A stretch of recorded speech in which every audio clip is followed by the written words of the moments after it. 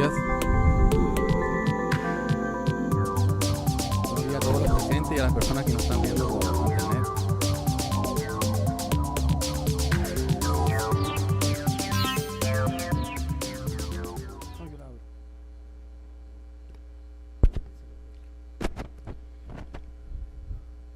Quiero contarles que estoy muy contento y quiero dar las gracias por la oportunidad que me han dado para poder estar acá con ustedes y la confianza que nos han dado acá en la universidad para creer en el proyecto del programa de fisioterapia. Quiero que los egresados se sientan esperanzados que estamos trabajando en ustedes. Los estudiantes también, estamos haciendo muchas cosas positivas con el equipo docente y con los directivos en pro de ustedes, y queremos aportar a la fisioterapia a nivel local y ser un ente válido para la fisioterapia en Colombia, ¿ya? Esa es la idea, de poder difundir este seminario a nivel nacional y que las personas que no tuvieran el acceso de poder venir hasta acá, hasta Cartagena, pudiesen disfrutar también de las actualizaciones y el seminario. ¿Por qué elegí partir esta presentación? ¿Por qué elegí el dolor y no elegí otro tipo de presentación como evaluación fisioterapéutica o una actualización en, no sé, neuro? Porque yo creo que ningún paciente va a ir a la consulta de ustedes, o al consultorio, perdón, de ustedes, o a donde ustedes están trabajando, porque no puede hacer elevación de hombro o una flexión de hombro, salvo que sea un competidor de alto rendimiento que no puede hacer una extensión de hombro o una flexión y quiere poder mejorar eso, la articulación, esos rangos de articulación. El paciente que nosotros vemos día a día va porque le duele. Si no le duele, el paciente no va a ir a la consulta. Entonces, la importancia del dolor, muchas veces, a mí cuando me lo enseñaron en la universidad, siempre me lo decían que los objetivos no debiesen ser planteados en base al dolor, que no se plantearan de acuerdo al dolor, porque el dolor era algo secundario. Pero un paciente que le duele, nunca yo voy a lograr los objetivos necesarios. Por eso yo quise partir esto, para hacer un replanteamiento general de cómo nosotros abordamos todos los pacientes y cuáles son las herramientas fisioterapéuticas que actualmente disponemos para tratar los tipos de dolor y estos pacientes. Un paciente que no se le sana su dolor es un paciente disconforme que se va a otro colega, y no queremos eso. Nosotros queremos que los egresados de acá de la universidad sean capaces de poder tratar a sus pacientes y mejorar a sus pacientes, ¿ya?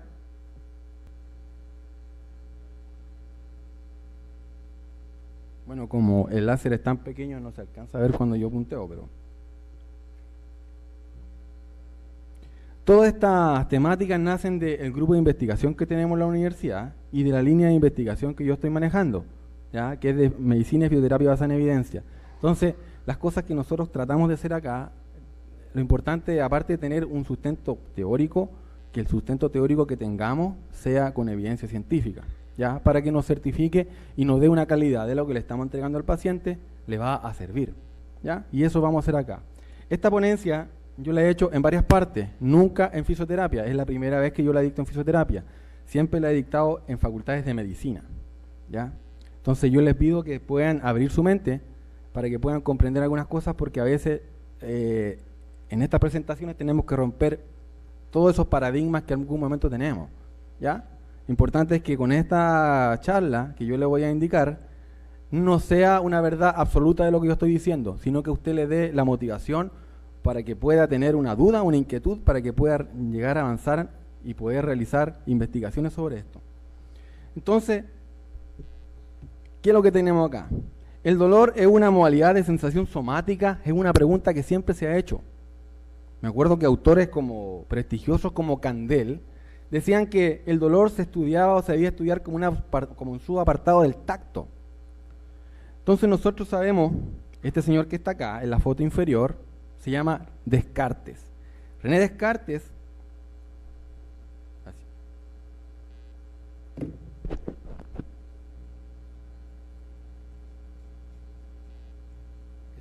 Ese señor que está ahí, fue uno de los primeros, de las primeras personas que dio las bases para que neuroanatomistas y neurofisiólogos como Sherrington, Bonfrey y Purves pudiesen trabajar y entender que el dolor no solamente llega hasta la médula. Antiguamente se pensaba que el dolor llegaba hasta la médula y que de ahí más arriba no pasaba. Vamos a comprender por qué estoy diciendo esto. Entonces, él lo dibujó, en unos dibujos que realizó acá, él hablaba que cuando una persona se acerca al fuego, en ese niño que está ahí, que cuando se acerca al fuego, como que el nociceptor o esa red neuronal como que jalonaba una cuerda que llegaba hasta el cerebro, ¿ya? Entonces fue la primera persona que habló que el dolor o la nocicepción llega hasta el cerebro, ¿ya? Y esto que voy a mostrar ahora es inédito porque lo hicimos acá en la universidad con un estudiante. Entonces le dimos el color al dibujo que por años, del 64, 1600, estaba en blanco y negro. Entonces yo creo que el señor Descartes va a estar bien contento con lo que hemos hecho. Quedaron bien bonitos los dibujos. Entonces seguimos con la pregunta, ¿es una modalidad de sensación somática? ¿Será de sensación somática? ¿Cómo evalúo yo al dolor? ¿Cómo lo clasifico? ¿Por dónde lo clasifico? ¿Lo estudio o lo comparo como el tacto, como la presión? ¿Cómo comparo al dolor una experiencia subjetiva y emocional? Una percepción, ¿cómo yo lo voy a clasificar? ¿Cómo evalúo a ese paciente que viene con un dolor crónico o agudo? ¿Cómo yo lo clasifico? Entonces yo me creé esta curva para poder identificar y para poder comparar algo bien interesante, para que podamos empezar a entender de lo que estamos hablando y lo que se está planteando acá en esta presentación. Si nosotros vemos que esa línea de color azul, imaginemos que es el tacto, una modalidad sensorial. Todos en algún momento de nuestra vida hemos hecho este ejercicio. Nos ponemos un reloj y empezamos a sentir ese reloj hasta los primeros 5 minutos. Después nos olvidamos que tenemos un reloj puesto o que tenemos la ropa puesta. ¿Por qué? Porque los neuroreceptores que están en la piel se saturan de la señal. Se manda la señal que el reloj está mandando la señal, hasta que un momento llega, los canales de sodio se saturan y nos envía señal y se produce una meseta. ¿Qué es lo que vemos acá? ¿Cierto? Viene la señal, la percepción, ¿cierto? Y en un tiempo determinado yo dejo de sentir el reloj, o la pulsera, o los aretes, ¿cierto? ¿O no? ¿Sí o no? Sí. Entonces yo no puedo comparar el dolor así. Si el dolor se comparara de la misma forma sería espectacular, no existirían los dolores crónicos, no existirían esos pacientes que entre comillas acá en Colombia le llaman chicharrones, ¿no? No existirían. Porque el dolor, mientras más avanza en el tiempo, más duele. Y no se forma esta meseta que se forma en una modalidad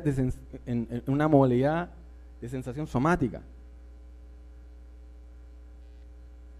Sino que mientras más tiempo pasa, más le duele al paciente. Entonces yo tengo que empezar a cambiar ese paradigma de cómo trato el dolor, ¿ya? No puedo pensar que estimulando fibras gruesas voy a trabajar el dolor. ¿Qué está diciendo este señor? Vamos a definir el dolor. ¿Quién es la autoridad para definir el dolor? La Asociación Internacional para el Estudio del Dolor. Ellos son... Me acuerdo que en el 79...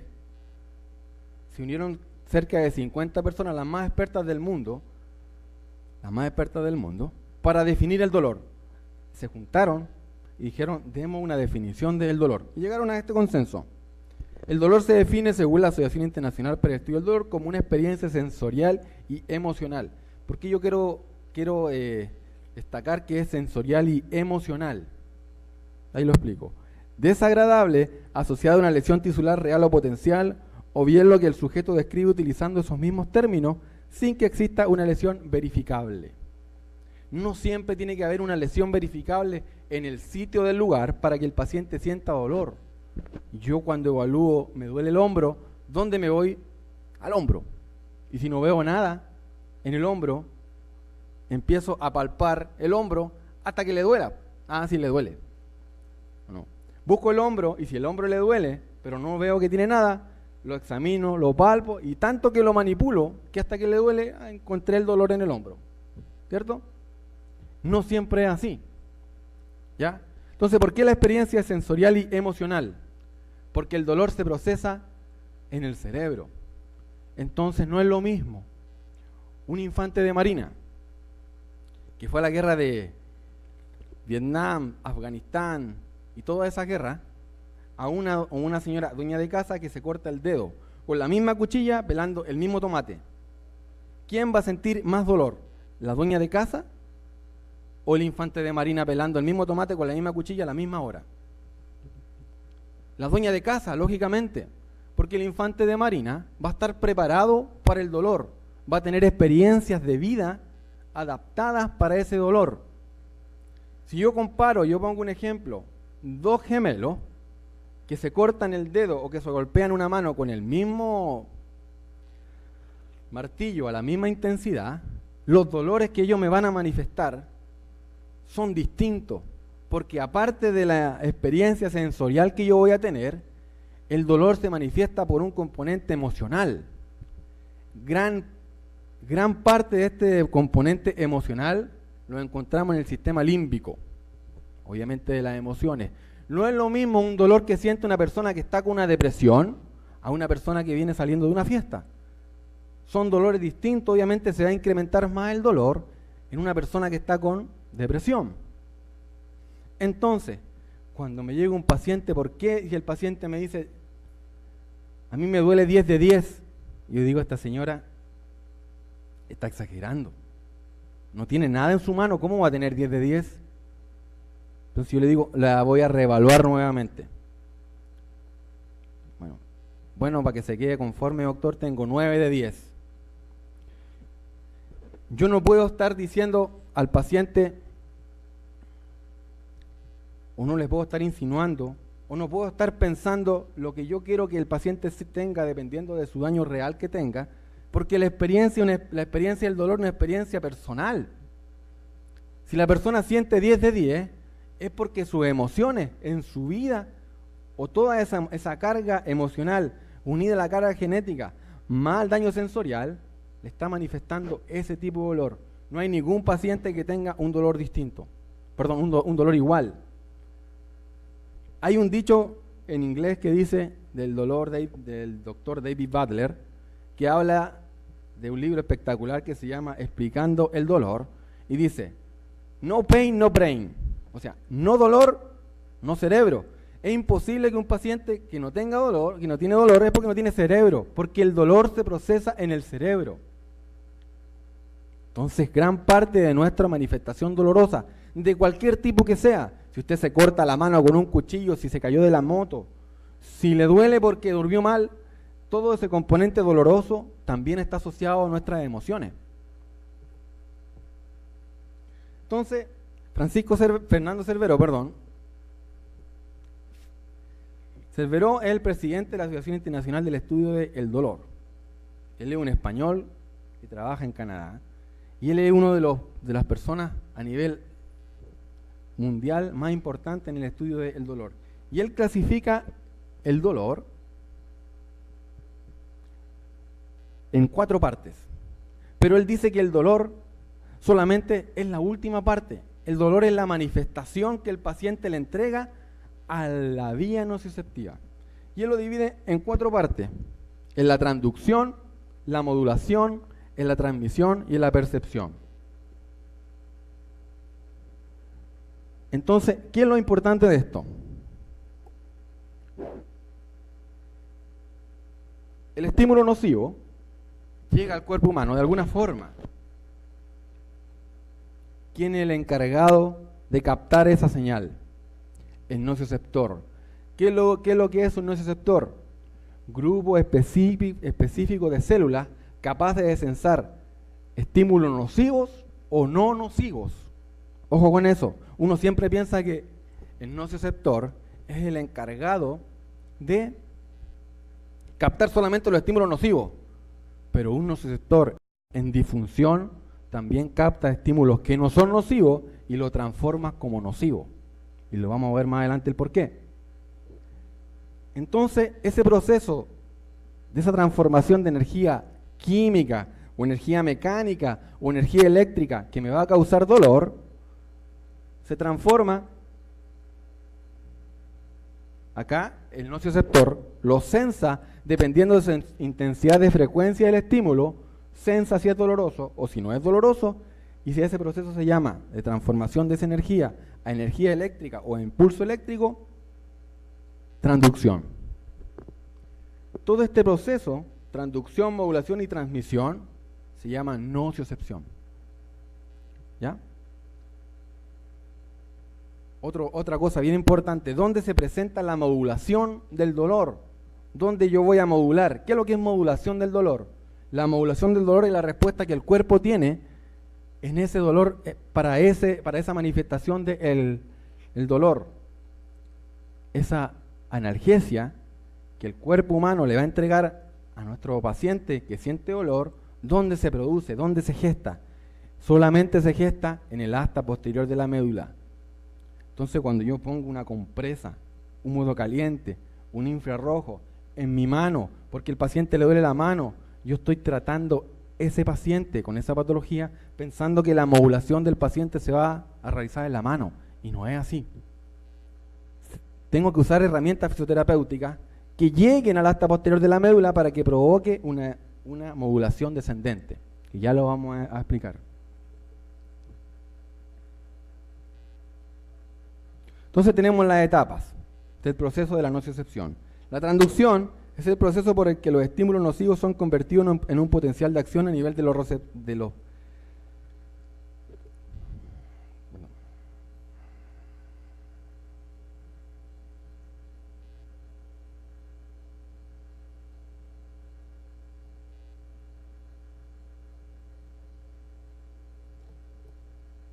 ¿Cómo el nocioceptor identifica un estímulo nocivo de otro no nocivo?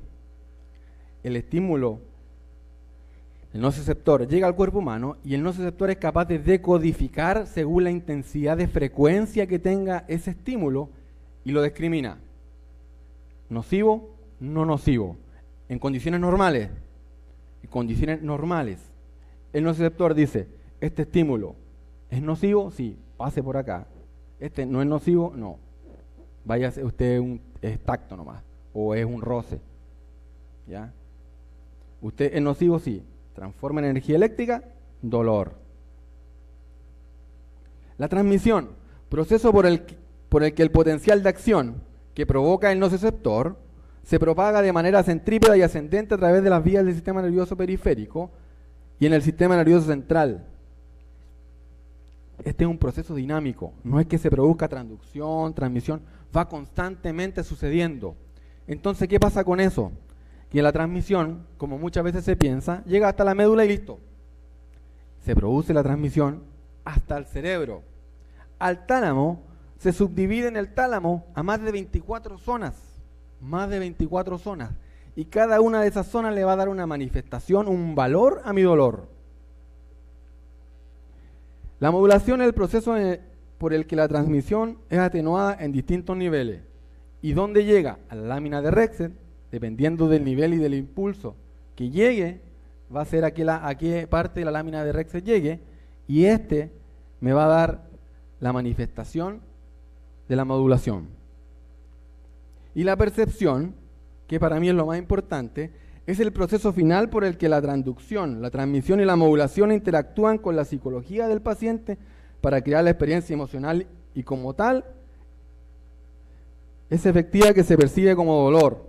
O sea, arriba en el cerebro del tálamo hacia arriba es donde se manifiesta el dolor. Recién es donde el dolor se manifiesta. Antes no.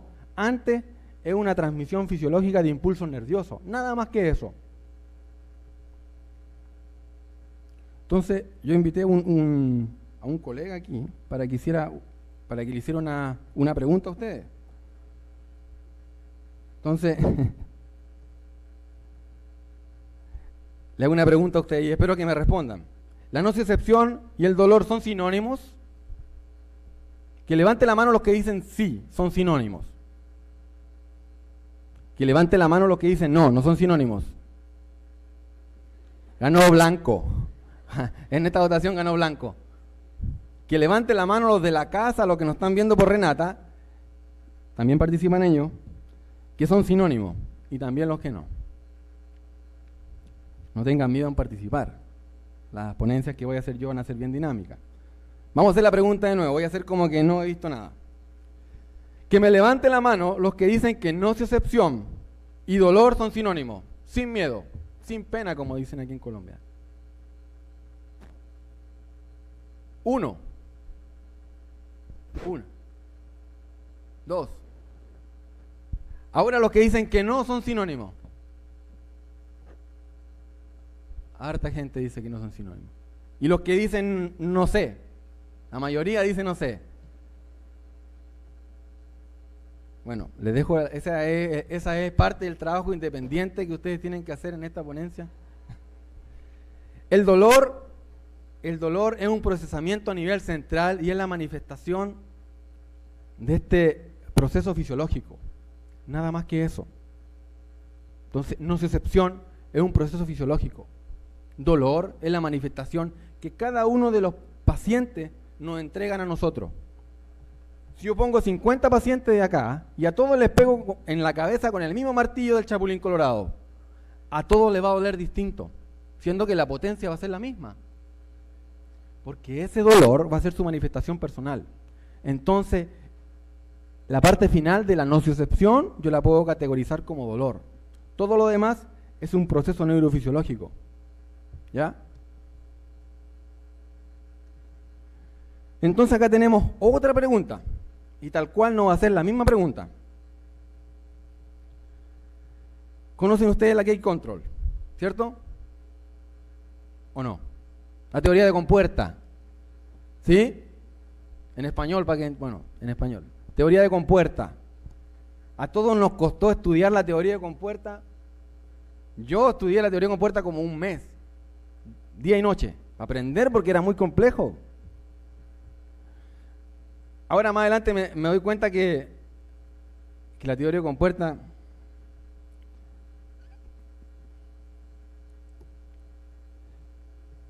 que perdí casi un mes estudiando la teoría de compuerta. La teoría de compuerta hablaba de que fibras gruesas le van a ganar el espacio a las fibras dolorosas, ¿cierto? En el asta posterior de la médula y van a llegar, ¿cierto? Y no van a poder, la fibra del dolor no va a poder seguir avanzando. Algo así decía, ¿cierto? Estimulo fibras gruesas para que las fibras del dolor, A delta y C, las fibras C no puedan seguir avanzando. Entonces yo estimulo fibra gruesa, ¿cierto? Estos señores que están acá son los creadores de la teoría de compuerta. Se llaman Ronald Melzack y Patrick Wolf. Ellos crearon la teoría de compuerta. 2 años después que la crearon, se retractaron. Y no dijeron, no, está todo malo. Hicieron algunas modificaciones. Ronald Melzack es psicólogo y Patrick Wolf es neurofisiólogo.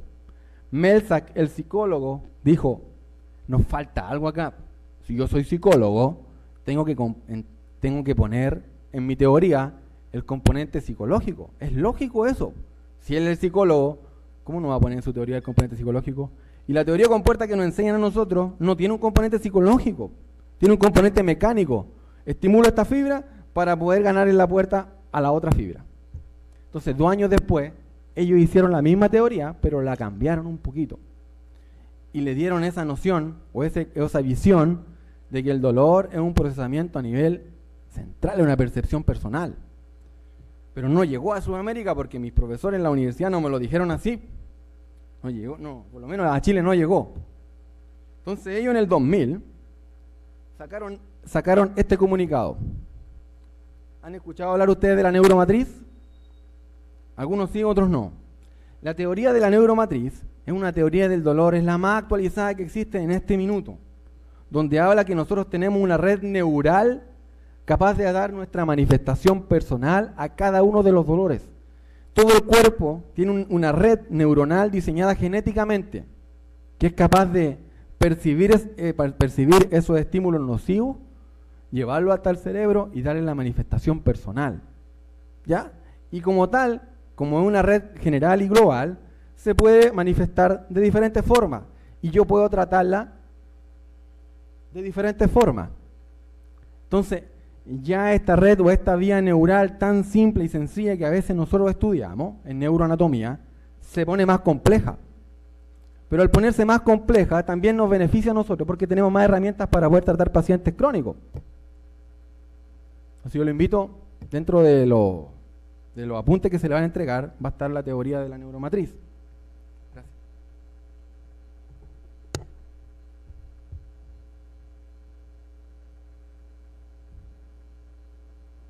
¿Se entendió la diferencia entre la gate control y la teoría de neuromatriz? No tiene nada que ver con la película Matrix, pero es porque es una red neuronal.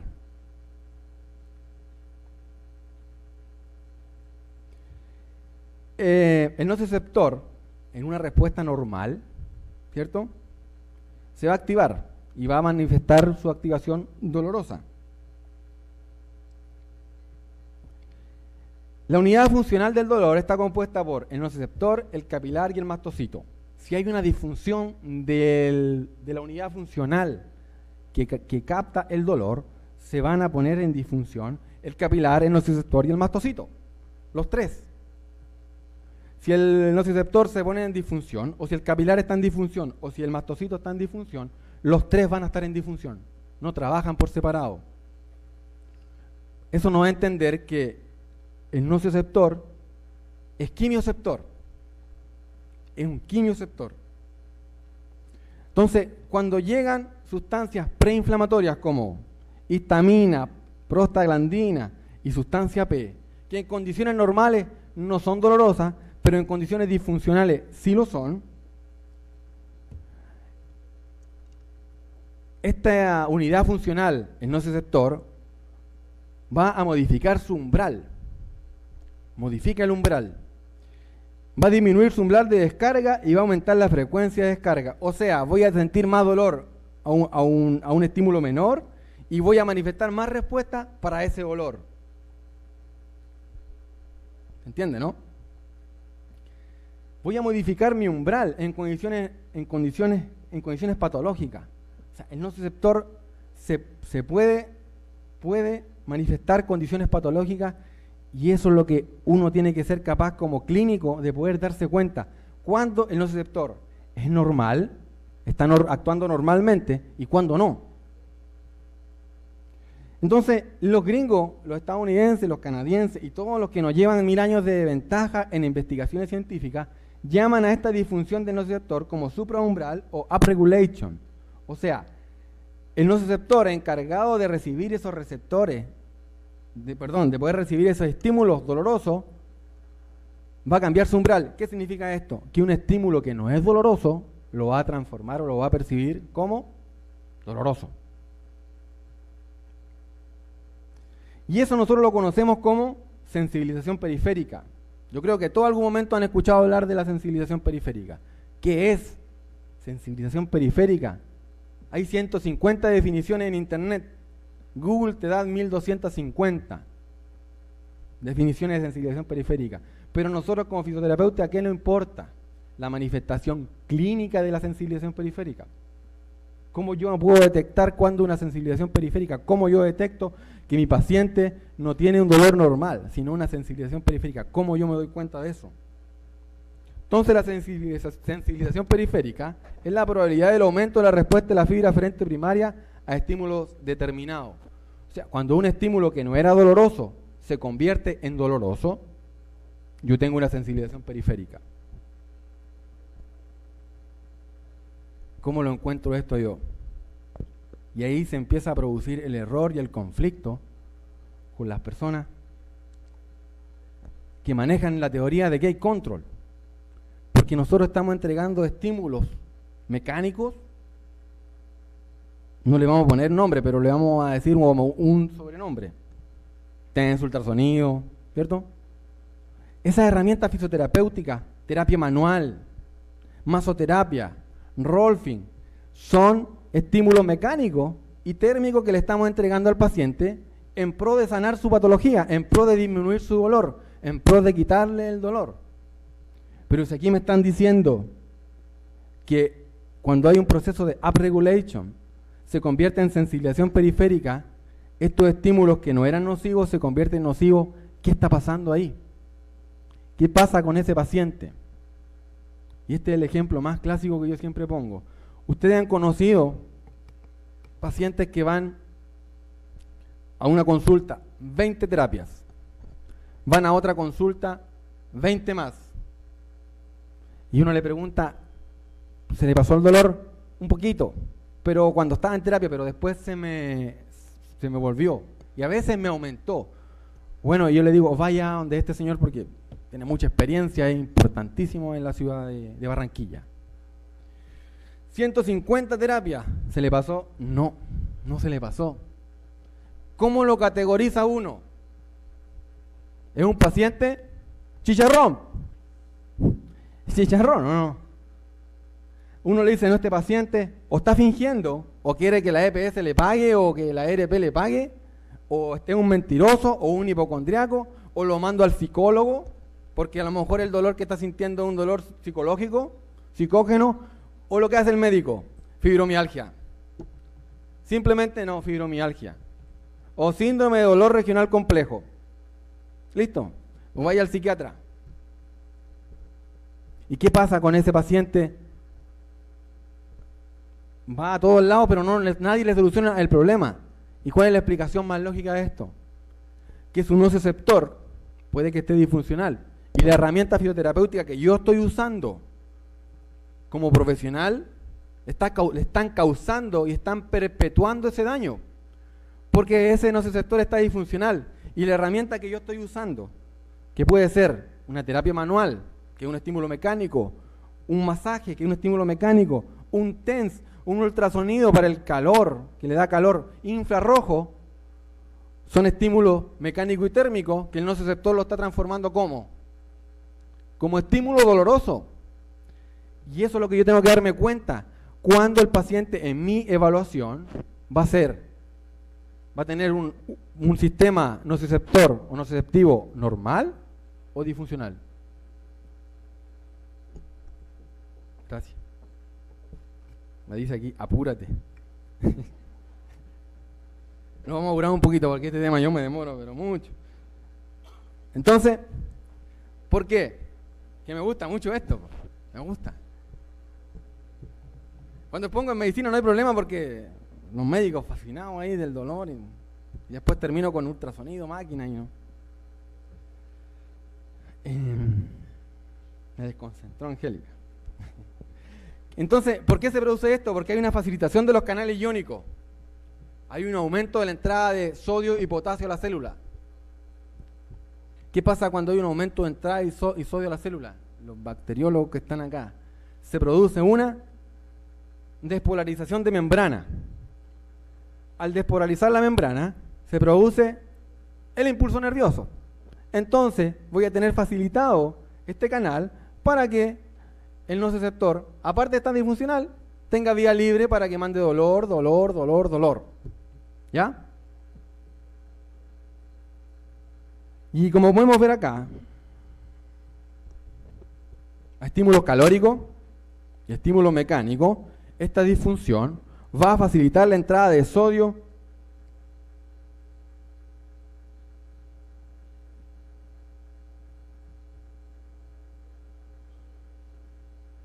y calcio a la célula. Entonces, ¿qué hago con este chicharroncito que me mandaron?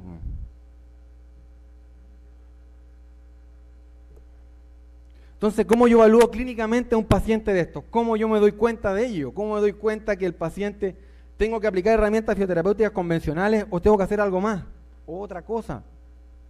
Y eso me lo da la evaluación clínica que yo le doy al paciente. Este video este dibujo es colaborado también por el grupo de investigación y la artista que tenemos en el grupo de investigación. Entonces, tenemos 3 fases de dolor. Fernando Cerveró evaluó el dolor 3 fases. Él dice el dolor es un abanico inmenso de posibilidades de que un paciente tenga dolor, pero lo vamos a clasificar en 3 partes. Un dolor normal, lo que yo llamo un dolor nociceptivo, dolor normal, que es el dolor que si yo pincho el dedo, le duele al paciente, dependiendo de la magnitud que el daño que tenga en esa región que fue alterada. Si me pego con un martillo, el dolor que va a tener el paciente va a ser de acuerdo a la magnitud que yo me golpeé con el martillo. Si me pincho con una aguja, si me pullo con una aguja, colombianamente hablando, si me pullo con la aguja, ese paciente va a tener un dolor dependiendo del pinchazo que tenga, de la puya que tenga. Y eso yo lo manejo como gate control. Eso es gate control. Teoría con puerta. Tengo otro paciente.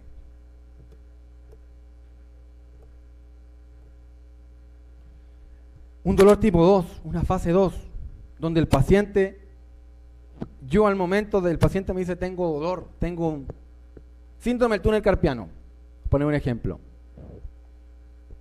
Le doy la mano y el paciente le duele como si yo le hubiese aplastado con una tractomula. Y yo le miro la mano y el paciente en su mano no tiene nada. Le pido su radiografía, no hay fractura, no hay nada. Yo le digo, ¿por qué a usted le duele tanto si yo no le apreté tan fuerte la mano? No sé, doctor, pero me duele mucho. Ese dolor que el paciente está sintiendo ya no es normal, ya no es un dolor nociceptivo. No es un dolor que se condice con el daño que él tiene en su mano. A eso yo le voy a dar el nombre de hiperalgesia. El paciente en ese momento presenta una hiperalgesia. Y esa es la manifestación, la hiperalgesia es la manifestación clínica de la sensibilización periférica. Le doy la mano, le palpo la rodilla, le toco la rodilla, y si le duele más del daño que tiene, eso le manifiesto como hiperalgesia. Manifestación clínica clara para poder identificar qué herramienta fisioterapéutica tengo que usar. Y vamos al más complejo de todo. Si yo le toco con una pluma, o al paciente le duele el roce de las sábanas cuando se va a acostar,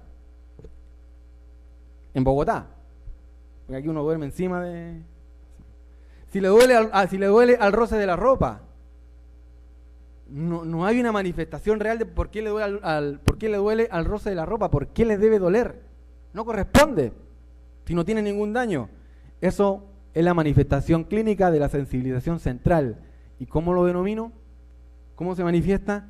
Como alodinia. Alodinia. La hiperalgesia primaria, la hiperalgesia se puede dividir en 2, en el lugar de la zona o en la zona contigua. La diferencia es que la sensibilización, la hiperalgesia secundaria que se produce en la zona contigua a la zona, ya no es sensibilización periférica, ya es a nivel central y pasa a estar dentro de la clasificación como de la alodinia. Entonces, eso sí que es más complejo todavía, porque la hiperalgesia secundaria no me va a respetar ni miotoma, ni dermatoma, ni esclerotoma. O sea, yo les estoy evaluando la mano y continúo con el ejemplo de la mano y me voy a la columna y pienso que la manifestación del dermatoma o del miotoma es porque la lesión está ahí, estoy perdido, porque esta no me respeta nada. No respeta ni miotoma, ni dermatoma, ni esclerotoma. Entonces mi evaluación, mi pensamiento crítico, mi evaluación clínica va a ser distinta.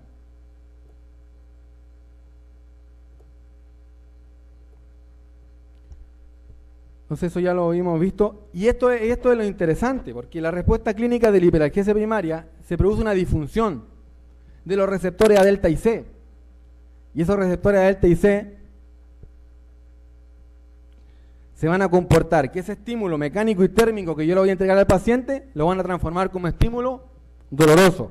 Entonces, si tengo un paciente con una hiperalgesia primaria y va a mi consultorio y yo le digo, ¿le duele mucho? Sí, me duele demasiado la rodilla. Le voy a poner un poquito de calor. Y si yo me doy cuenta que la hiperalgesia primaria, estos estímulos mecánico y térmico se van a transformar en dolor, ¿qué le voy a causar al paciente? ¿Ah? Más dolor. Y esos pacientes que yo le causé más dolor, no creo que nadie le haya tocado a un paciente que uno dice, no, es que es normal en la terapia que usted al principio tenga más dolor, ¿o no? Siempre le decía, todos hemos cometido esos errores. ¿Es normal que usted al principio de la terapia tenga más dolor o es normal? Son los procesos fisiológicos que se están ahí, uno le mete el cuento. Estas vías van a empezar a transmitir dolor, dolor, dolor. Y si yo no me identifico esto, voy a tener un paciente que se va a ir desconforme de mi terapia y se va a ir a otra terapia. Y después a otra y a otra y a otra.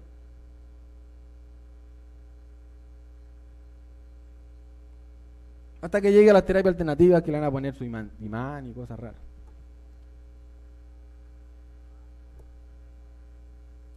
Tenemos la sensibilización central. Dos manifestaciones clínicas de la sensibilización central, como lo habíamos manifestado, era hiperalgesia secundaria en la zona contigua al daño y la alodinia, dolor al roce.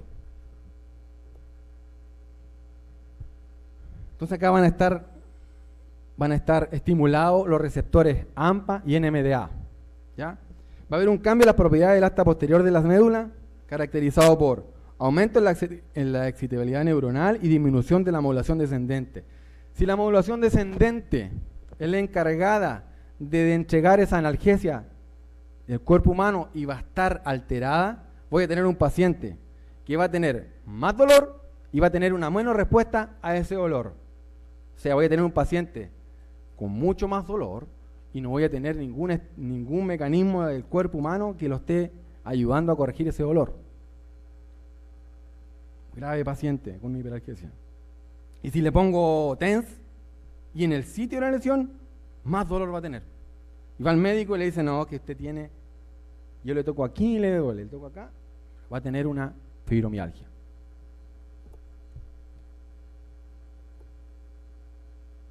Entonces, cuando al paciente le toco, si el paciente en una hiperalgesia primaria o secundaria, yo le toco, en una alodinia, si el paciente manifiesta que le duele su mano o su rodilla, y yo le toco su rodilla, ¿dónde va a estar el problema del paciente? ¿En su rodilla? ¿En su rodilla contralateral? ¿En su médula? ¿Dónde? Cuando yo estoy evaluando un paciente y encuentro que tiene alodinia, el daño del paciente, del dolor que va a sentir el paciente, la causa de ese dolor no va a estar en su mano, va a estar como mínimo de la médula espinal hacia arriba. El daño va a estar producido, la disfunción va a estar realizada porque los procesamientos del dolor van a estar disfuncionales, no la zona. Si yo pienso que el paciente tiene alodinia y porque le duele la mano y el sitio de la lesión va a estar dañada, estoy equivocado. Mínimo de la médula espinal hacia arriba, o sea, hay una disfunción completa del procesamiento del dolor, de la respuesta que el paciente le va a entregar a esa manifestación que se llama alodinia. Entonces ustedes creen que con infrarrojo, con luz, voy a poder sanar, voy a poder llegar a poder tratar esa disfunción central. ¿Voy a poder tratar a ese paciente? Esas herramientas fisioterapéuticas sirven siempre y cuando el paciente tenga un dolor nocioceptivo normal, gate control. Acá empezamos a utilizar otro tipo de teoría, neuromatriz, hiperalgesia primaria, secundaria, neuromatriz, una alodinia, neuromatriz. No puedo tratar a un paciente en el sitio de la lesión si tiene alodinia, imposible, porque le voy a causar más dolor porque los receptores del dolor van a estar alterados. ¿Se entendió eso, cierto? O sea, yo le dije, mente abierta, porque si no tienen la mente abierta van a encontrar una resistencia con lo que ustedes quizás a lo mejor dominan o saben, Y las preguntas que van a venir van a ser como, no en tanto a la presentación, sino al por qué usted dijo eso, por qué usted dijo eso otro. Entonces, ¿qué pasa con un paciente con estas disfunciones? La curva del dolor se va a trasladar hacia la izquierda. O sea, si yo sentía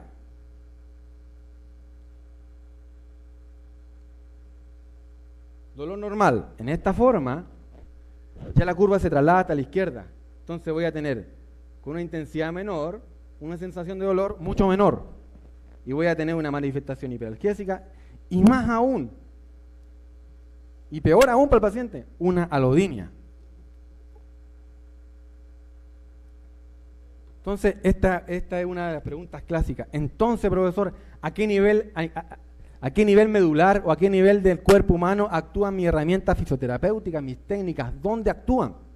En el sitio de la lesión, en la médula, en el tálamo. ¿Dónde actúan mis herramientas terapéuticas? ¿Dónde actúan? Entonces, siempre hay muchos libros, yo se lo digo a los estudiantes muchas veces, y ofrecen resistencia, y es normal. El calor se utiliza para remover sustancias algógenas del dolor, ¿cierto? Yo aplico calor en la zona, porque al paciente le duele, porque voy a provocar una vasodilatación.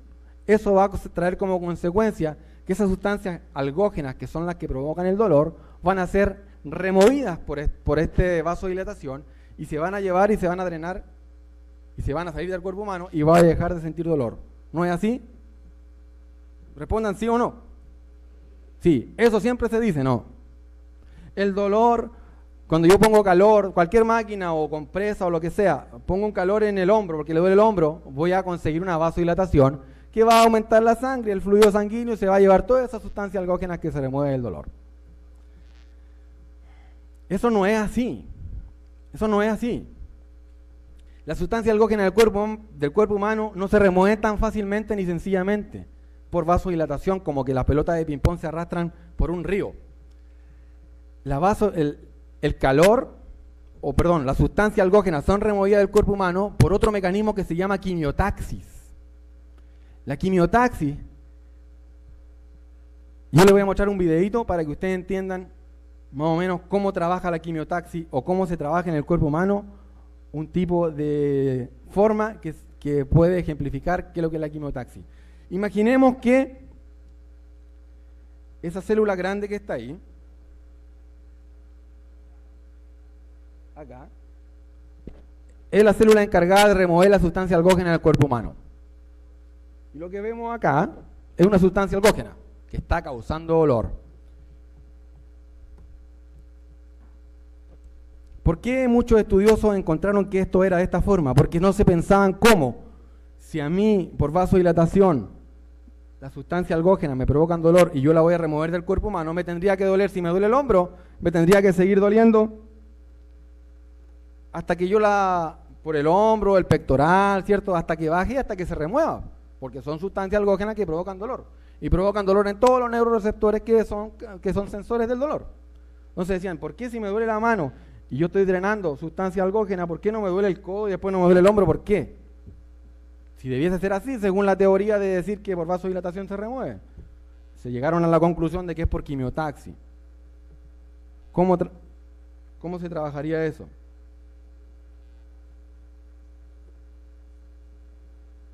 Vamos a poner un ejemplo de quimiotaxis y quiero que lo vean con mucha atención.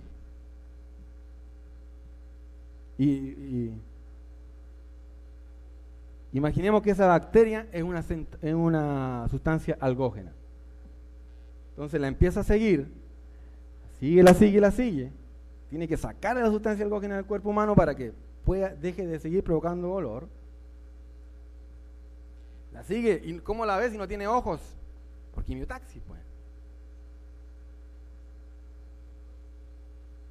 La sigue. Hasta que la engulle y la fagocita. Así se remueve la sustancia algógena del cuerpo humano.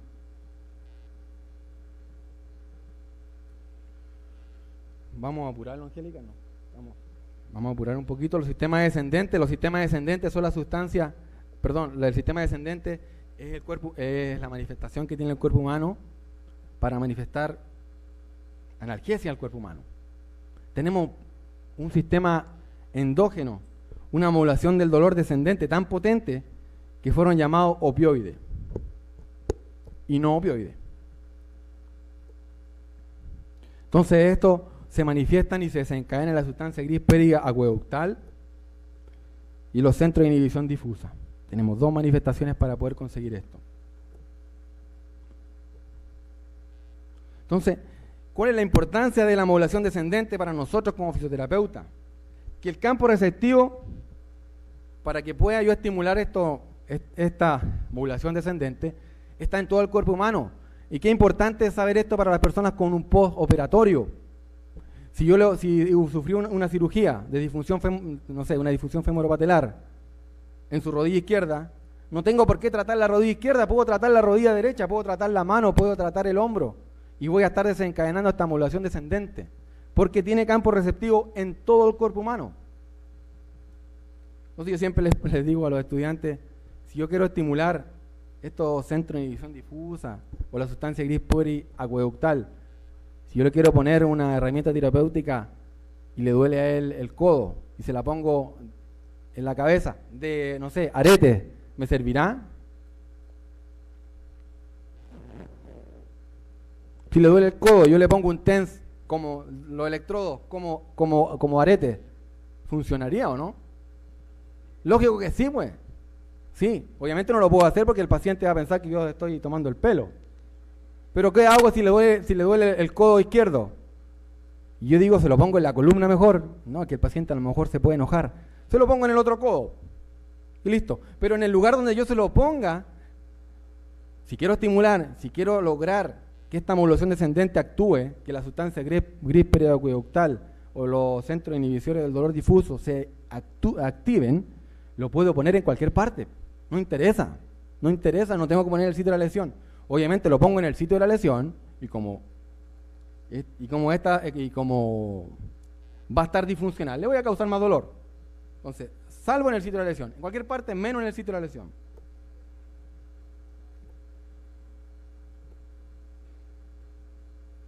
Entonces, la sustancia gris periacueductal dorsal produce una analgesia de tipo no opioide, de tipo noradrenérgica, y se estimula a través de estímulos mecánicos de alta amplitud en el límite del dolor, como un TENS.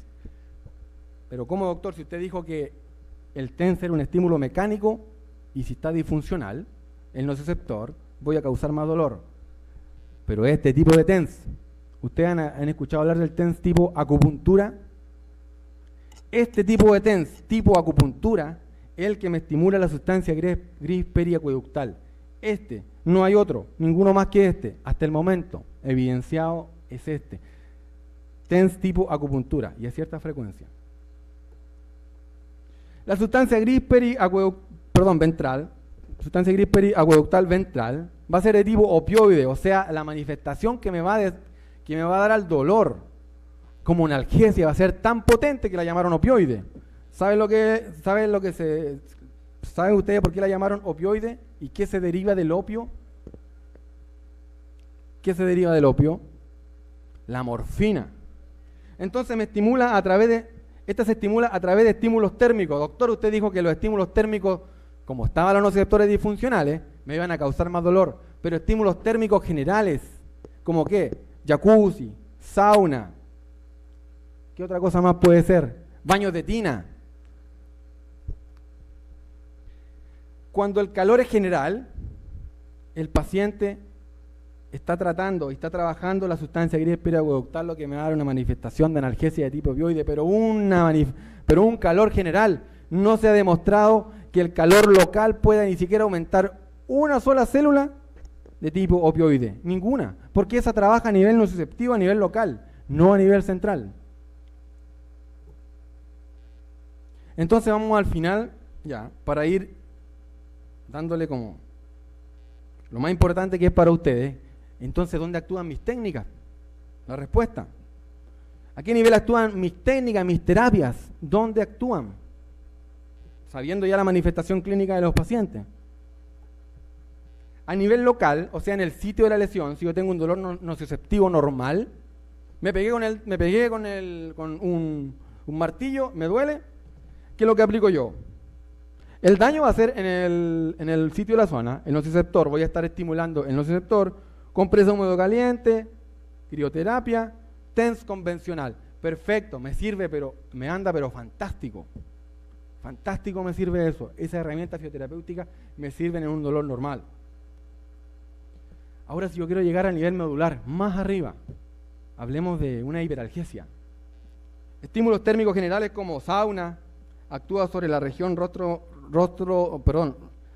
actúan sobre la zona rostral, ventromedial, vulvar a nivel de la lámina 1, 2, 5 de Rexe y a nivel de la médula.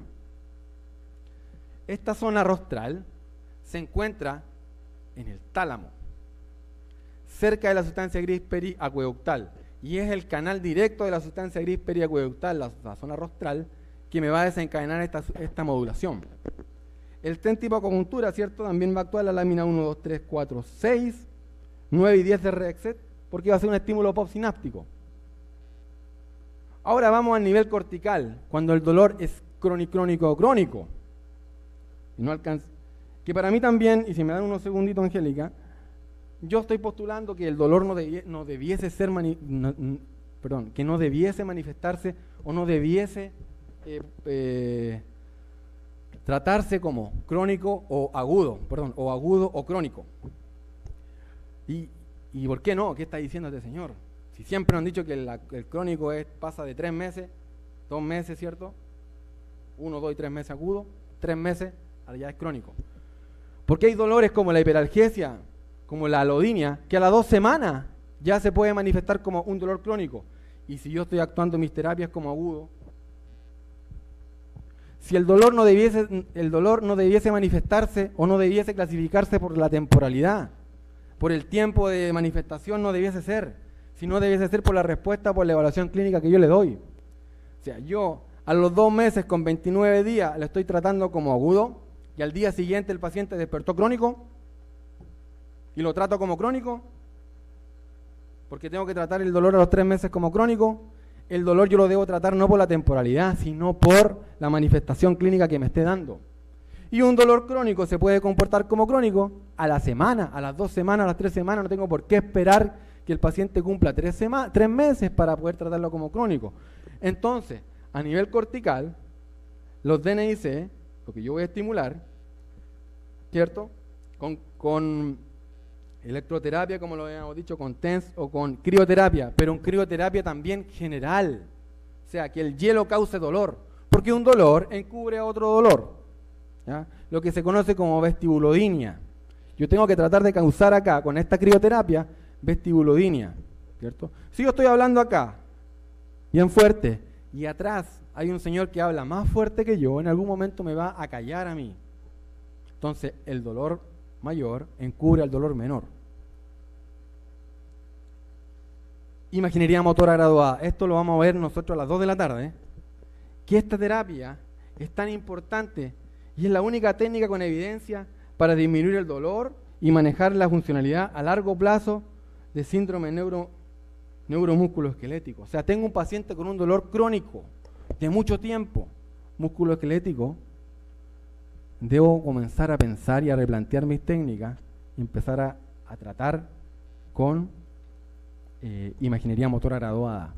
Los pacientes que presentan un miembro de dolor fantasma presentan un dolor crónico en su mano que no existe, con un dolor fantasma por años. ¿Qué herramienta voy a utilizar ahí en esa mano que no existe? ¿Le puedo poner calor? Si el dolor del paciente no es a nivel local, pues si no tiene mano, es a nivel central. Las únicas técnicas para tratar estos dolores que son a nivel central, evidenciadas realmente, es la imaginería motora graduada, que lo vamos a ver a las 2 de la tarde. Muchas gracias.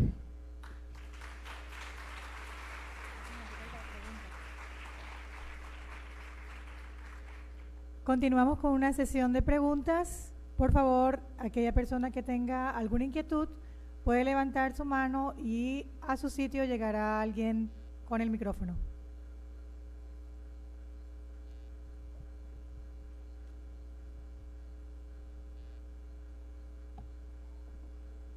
Ahí.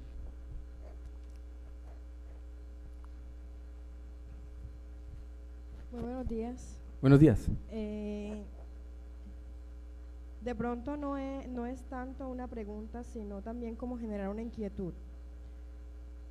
Si desde hace más de 2 décadas se está trabajando el tratamiento del dolor desde la parte fisioterapéutica como un componente local del que estamos aislando el componente patoquinésico, que es el que realmente nos interesa desde la fisioterapia, y no el componente clínico que supuestamente está trabajando el médico tratante o el neurólogo o el encargado de trabajar el dolor desde la parte farmacológica.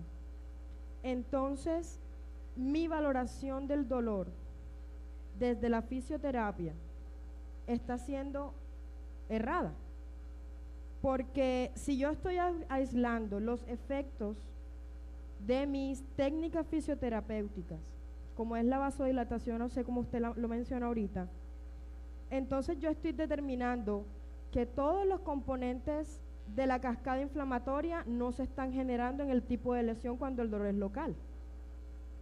Ahora bien, si yo aclaro que mi paciente tiene una lesión local y que eso está estimulando mi cascada inflamatoria y que consecutivamente está estimulando la parte nociceptiva o la recepción del dolor, o como la quiera plantear usted, mi dolor entonces dejaría de ser un dolor, me atrevería a decirlo, periférico, y se convertiría en un dolor central. Entonces, me diría usted a mí que todos los dolores los estamos trabajando, entre comillas, como un dolor central. ¿En qué parte quedaría entonces que realmente hay una lesión que está generando y ocasionando un daño tisular y que está afectando la patoquinesis del paciente? ¿Cómo entonces yo intervendría ese paciente si todas estas técnicas que yo estoy utilizando a nivel periférico, que están trabajando el dolor periférico, la lesión periférica, que no tiene ningún componente neuronal, ningún componente de médula hacia arriba? Entonces, ¿qué hace la fisioterapia? Bueno, tenemos que tener en cuenta algo también. Cerca del 80% de las patologías que nos llegan a nosotros en nuestra consulta son dolores entre comillas normales, nociceptivos normales. No todos los días nos llegan a nosotros personas con hiperalgesia o con alodinia. Entonces, lo que nosotros estamos trabajando y lo que nosotros tenemos que hacer y trabajar es un componente general. Esta clase o esta presentación no fue hecha como cómo debo yo tratar a un paciente, sino cómo debo tratar a un paciente con el dolor y cómo yo manifiesto, cómo es la manifestación clínica de uno de los dolores. Obviamente hay herramientas mucho más interesantes también que le pueden ayudar al paciente, como la reeducación, ¿cierto?, el ejercicio, que van a tratar lo que ella nos plantea, que es la patoquinesis o la disfunción del paciente. Obviamente eso lo doy por sentado, que tengo que trabajarlo junto con el paciente. Pero ahora, ese 80% de los pacientes, muchas de nuestras técnicas funcionan perfectamente en el paciente, pero también si yo no le hago nada a esos pacientes que son, entre comillas, un dolor nociceptivo normal, como el síndrome de el dolor lumbar crónico, agudo, el 70% de los pacientes del 80% que yo dije que son normales, se sanan a las 2 a las 3 semanas sin ninguna terapia fisioterapéutica. Entonces, ¿cuáles son nuestra idea o nuestras herramientas fisioterapéuticas? ¿Para qué yo la voy a utilizar? Yo la voy a utilizar para controlar que todos los mecanismos fisiológicos normales actúen como corresponde. Si el paciente tiene un esguince crónico, de tobillo, se produce una inflamación. Yo sé que la manifestación de ese esguince de tobillo y ese dolor está causada porque el paciente se dobló el pie. Mis herramientas fisioterapéuticas están completamente aceptadas para yo poder mejorar a ese paciente tratándole la disfunción, para poder evitar que el paciente tenga una recidiva de ese esguince crónico y para poder mejorar o encauzar que los procesos fisiológicos normales lleguen a su fin, en un dolor normal. Ahora, en un dolor que en un paciente del 20% de los pacientes que nos llegan no nos van a funcionar las técnicas, es porque o estamos utilizando mal la herramienta o no lo evaluamos bien, y si lo evaluamos le encontramos hiperalgesia o alodinia, tenemos que usar otro tipo de herramienta. No sé si logré responder en parte la pregunta.